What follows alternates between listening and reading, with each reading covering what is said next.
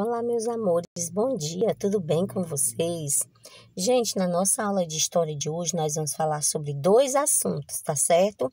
O primeiro é o Brasil antes dos portugueses, né? Vamos tratar dos povos indígenas e nós vamos falar também sobre a chegada dos portugueses no Brasil, tá certo? Então, essa aula eu dividi em dois assuntos. Então, pegue os materiais de vocês para nós iniciarmos essa aula de hoje, tá bom? Então, gente, a chegada dos portugueses no Brasil durante muitos e muitos anos foi vista como um ponto de vista inicial da história do nosso país. Mas nós sabemos que isso não é verdade, né, gente? Que o Brasil, há muitos anos atrás, ele já era habitado por povos nativos, né? Que eles se organizavam em diferentes formas. E essas formas, fosse da forma política, da forma econômica e culturalmente, certo? Então, nós vamos analisar hoje como era a vida no Brasil antes da chegada dos europeus, tá certo? Agora, eu gostaria de fazer uma pergunta para vocês. Vocês já ouviram falar de sambaquis e ceramistas, certo? Nós vamos estudar sobre esses dois grupos, tá bom? No primeiro bimestre, gente, nós aprendemos sobre o período da pré-história, certo? Que houve a migração, né, dos seres que surgiram originalmente aonde? Na África para os outros continentes, tá certo? Então, gente, eu gostaria também de falar um pouco sobre os indígenas, né? Que nós não temos muitos relatos sobre esses povos indígenas brasileiros na pré-história, certo? Mas através de vestígios deixados pelos historiadores, gente, eles conseguiram estabelecer algumas definições. Então, agora nós vamos dar entrada mesmo falando primeiramente sobre os sambaquis, tá bom? Esses historiadores, gente, eles dividiram esses dois grandes grupos, que são os sambaquis e os ceramistas, tá bom? Então, o que significa a palavra sambaquis? Gente, ela significa monte de conchas, né? E nós podemos observar que esses povos indígenas, eles viviam próximo ao litoral. E por ele viver ali, próximo do litoral, eles se alimentavam de peixes e frutos do mar, tá certo? Até aqui tudo bem, gente? Se vocês tiverem alguma dúvida, vocês podem ir aí lendo, consultando, interpretando melhor o livro de vocês, tá certo? Então, gente, esses grupos... É muito engraçada a história desses dois grupos, certo? E assim, eu achei muito interessante a história dos sambaquis. Por eles se alimentarem desses frutos do mar, eles pegavam todas essas conchas que eles retiravam dos moluscos e eles sempre jogavam no mesmo lugar, certo? Aí, o que era que acontecia? Depois de muitos e muitos anos, foi criando grandes montes, até se formar como se fosse uma montanha, e eles construíram as suas casas indígenas lá no topo, né, desses montes. E esses povos, gente, os sambaquis, eles se fixavam, ou seja, eles ficavam ao longo do litoral brasileiro, desde o sul até o norte, certo? E até hoje, gente, nós podemos saber, de acordo com a história, que até hoje existe esse grupo lá, nesse determinado lugar, tá certo? Até aqui tudo ok? Agora nós vamos falar sobre os ceramistas, né? Que grupo é esse? Onde eles viviam? Eles viviam no interior, gente, do território brasileiro. É uma parte mais longe do mar, né? Ele não era banhada pelo mar, certo? Então, gente, esses grupos, eles eram mais dependentes de quê? Da caça de animais, né? E da coleta de vegetais e de legumes. E além deles, buscavam água nos rios também. Então, vamos adiante, né? Conhecer mais sobre eles. Eles eram conhecidos, gente, como ceramistas. Por quê? Porque eles desenvolveram instrumentos, né, e utensílios que eram úteis às sobrevivências nas matas brasileiras, além de artigos de artes.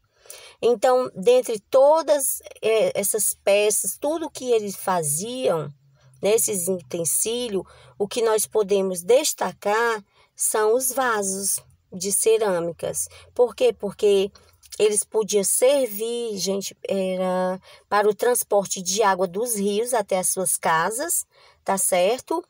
E também para o armazenamento de comida. Eles guardavam as comidas nesses vasos também.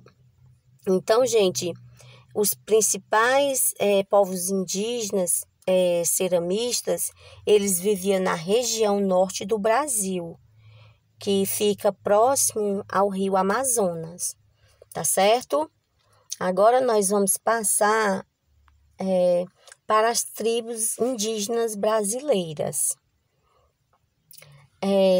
Após milhares de anos, gente, a organização dos povos indígenas foi se tornando mais complexa, né? E a divisão entre sambaquis e ceramistas não era mais tão evidente. Você sabe por quê? Vamos entender agora. Porque os povos nativos, eles já haviam dominado grande parte do território, tá certo? Bem como eles desenvolveram a agricultura, não dependendo só apenas da caça e da coleta. Além disso, gente, havia toda a estrutura política, econômica e cultural dos povos nativos. Agora eu gostaria que você observasse aí o mapa das tribos indígenas brasileiras antes do ano de 1500, certo? Então vamos falar aí sobre cada partezinha aí dessa. No mapa, gente, nós podemos observar uma divisão do Brasil entre as tribos indígenas brasileiras, certo? Cada uma dessas cores aí, você pode observar que era uma divisão entre elas. Essas tribos, gente, elas são comunidades que mantêm relações políticas, né? As relações econômicas e cultural próximas, certo? Por identificar uma tradição em comum, né? Era algo comum entre eles. Ou seja, eles se identificavam-se com a mesma origem. Cada uma dessas tribos, gente, elas eram compostas por diversas aldeias. E o que é aldeia, gente? É um conjunto de casas, né? E de pessoas em um determinado espaço. Tá certo? Então, vamos adiante. Apesar das diferenças entre as tribos indígenas, alguns pontos eram comuns entre elas. Aí vamos aqui observar. Vamos observar aqui as diferenças entre essas tribos. Vamos ver o ponto de vista. O primeiro aí que você pode observar é o direito da terra, né? O que é que significa isso? Que para os indígenas, gente, a terra era um espaço sagrado e ela estava ligada a toda a cultura de um povo. Outra coisa também, outro ponto importante que nós podemos ver era a organização do trabalho, certo? Que dentro das aldeias, gente, o trabalho ele era completamente dividido. Não era só entre homens, não, é entre homens e mulheres, certo? De acordo com as idades, né? Cada um possuía as suas responsabilidades. E outro ponto também que nós podemos observar que era comum entre eles era o conhecimento. O que é isso? Cada grupo, gente, tem a sua forma de se relacionar com a terra em que vive e com a natureza. E a hierarquias, gente, que cada uma das aldeias tem um chefe político, que esse chefe era conhecido como cacique. Você lembra o que significa o cacique? Que ele era responsável, gente, por organizar o trabalho. Ele era o chefe, tá bom? Então, até aí eu espero que vocês tenham entendido tudo sobre o Brasil antes dos portugueses, tá certo? Agora nós vamos passar para a parte da chegada dos portugueses no Brasil, que vocês podem acompanhar do seu livro a partir da página 21, tá certo? Então, vamos lá. Gente, nós podemos entender que a navegação em Portugal, ela tinha como objetivo chegar ao mundo ocidental para fazer o comércio, né? Então, era através da navegação, tá bom? Outra coisa também que eu vejo que é importante, que a viagem comandada por Pedro Álvares Cabral chegou a Porto Seguro no ano de 1500. E a partir de então, gente, toda a dinâmica comercial, política e econômica, ela se transformou. Então, eu gostaria que vocês entendessem que o primeiro contato dos europeus com a América não foi feito por um português, tá certo? Ele foi feito por um navegador genovês, que se chamava Cristóvão Colombo, né?